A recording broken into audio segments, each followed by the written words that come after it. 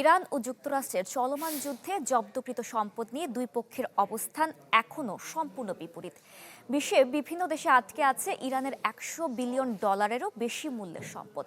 Tehran চায় আলোচনার আগেই এই অর্থ মুক্ত করা হোক। ওয়াশিংটন তাতে রাজি নয়। ইরান ও যুক্তরাষ্ট্রের মাঝে চলমান যুদ্ধবিরতি আলোচনায় কেন্দ্রবিন্দু হয়ে উঠেছে তেহরানের $100 বিলিয়নেরও বেশি মূল্যের জব্দকৃত বৈদেশিক সম্পদ।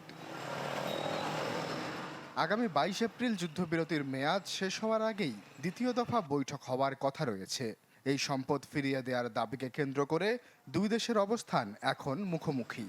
দুর্দান্ত সব ফিচার নিয়ে এলো ক্যাপ্টেন ভিক্টর বাইক। এতে রয়েছে শক্তিশালী রিচার্জেবল ব্যাটারি, ব্লুটুথ এবং exciting music. Captain Victor bike, আনন্দে বাড়ুক শৈশব। ইরানের এই সম্পদ জব্দের ইতিহাস দীর্ঘ।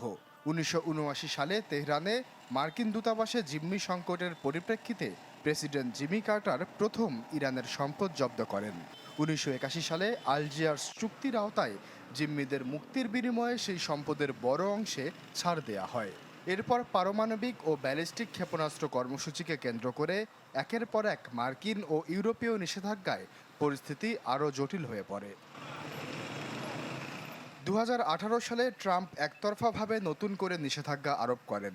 2023 সালে বন্দি বিনিময় চুক্তিতে দক্ষিণ কোরিয়ায় আটকে থাকা $6 বিলিয়ন কাতারে স্থানান্তর করা হলেও পরের বছর বাইডেন প্রশাসন আবার সেই অর্থ জব্দ করে।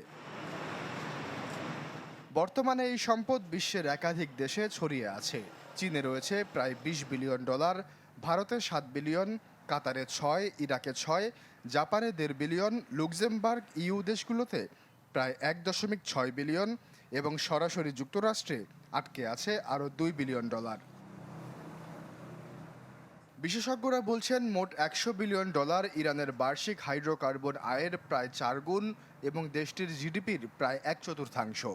কেমব্রিজ বিশ্ববিদ্যালয়ের গবেষক দল বলছেন এই সম্পদ মুক্ত হলে ইরান মুদ্রামান স্থিতিশীল করতে পারবে, তেল অবকাঠামো ও বিদ্যুৎ ব্যবস্থার মতো খাতগুলো পুনরুদ্ধার করতে পারবে এবং যুদ্ধ পরবর্তী পুনর্গঠন ত্বরান্বিত করতে পারবে। আশ্বাস চৌধুরী, চ্যানেল 24।